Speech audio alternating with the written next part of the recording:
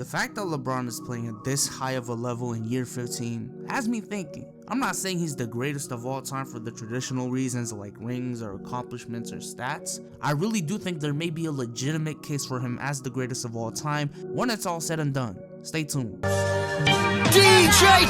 Please, Khaled, don't pair me or compare me. Unless the said party is a rare breed. The stories I hear, they tend to mirror me. At this point now, rap is only therapy. A shout out to FahadFilms on Instagram for the new intro. It looks amazing. And I want to give him a quick shout out. Go ahead, check out his stuff in the description down below. But before we get started, let's go ahead and shout out the sponsors of this video, SeatGeek. SeatGeek is an app that gets all the prices from all over the web and puts them into one app so you can find the best deals for whatever event you want to go to. The best deals are marked with green while the bad ones are marked with red.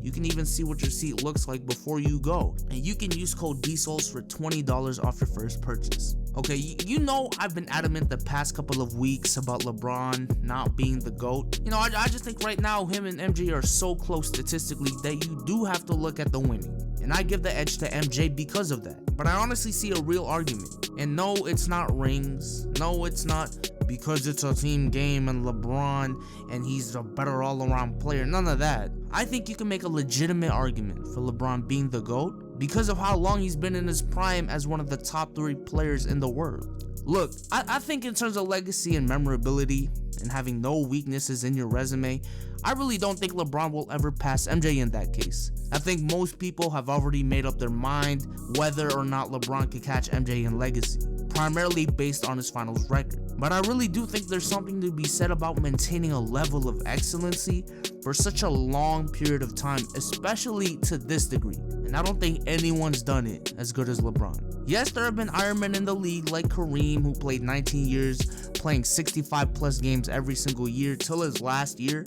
and he played at a high level for most of his career. We got guys like Carmelo, who played 18 years at a really high level for a majority of those years. But with LeBron, it's a whole nother scale. There's straight up no signs of this man slowing down, and we could expect this 27-7 form of him for really another 3 to 4 years. And his decline for the next 3 to 4 years after that, if you would even call it a decline, might still be him being a 24-6-6 guy. Like, yes, he may not have the perfect resume like a Jordan, who went 6 for 6 in the finals, but then it's just getting ridiculous at this point for LeBron. Like, there's a difference between being an Iron Man and being an Iron Man that's rust proof. I think LeBron, if anything, really does have the potential to be the first superstar in this league to retire on his own terms because he simply didn't want to play anymore. Yes, there was MJ in 93 when he said he accomplished everything he needed as a basketball player, which is why he retired, you know, at least allegedly. But LeBron may be the first one to retire this way and be at peace with his decision because he simply didn't want to play the game anymore.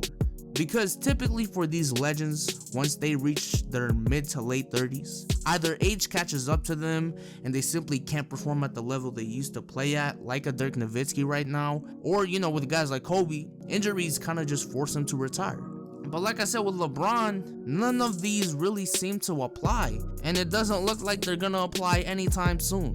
I don't see anything stopping LeBron from averaging 27-7 for the next 2 to 3 years, regardless of what the outcome is after June. And after that, it still might be 25-6-6. At this rate, he could legitimately say he was a top 5 player in the league for 17 to 18 years in a row.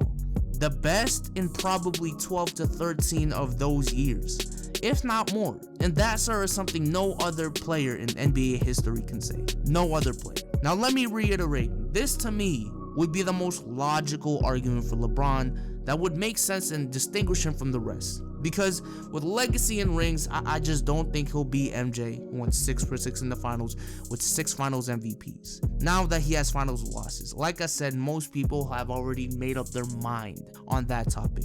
You know, you either think LeBron can catch up to MJ or already has, or you think he'll never catch MJ. You know, one or the other. There's no in between for most people.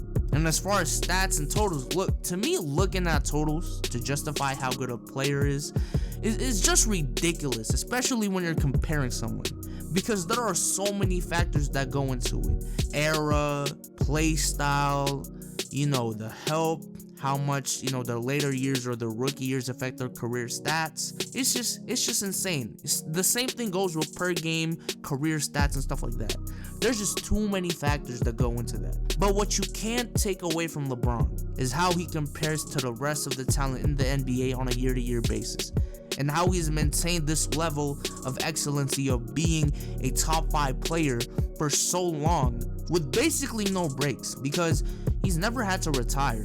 He plays till June every single year, basically, and plus FIBA and the Olympics. And he's been a top 3 player for a majority of his career, which is just ridiculous.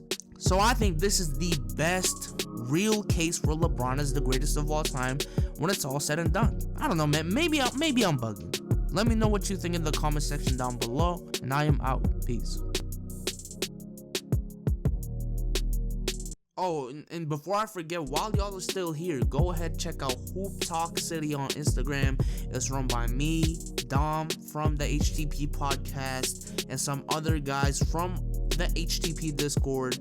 So if y'all want to see some cool NBA content made by yours truly and guys I've collaborated with for basically months now, go ahead and check out Hoop Talk City on Instagram. We're on a little bit of a come up here, trying to get 1,000 followers as soon as possible, and we're gonna be shouting out our 1,000th follower on IG. Gonna make a special post for that one person, so go ahead, follow us on Instagram if you haven't already.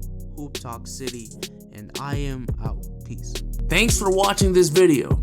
Don't forget to subscribe to stay up to date on all the videos I post on this channel. And while you're here, go ahead, check the description for a link to a giveaway where I'll be giving away a free copy of NBA 2K18, a $50 NBA store gift card, and a free shirt. Peace.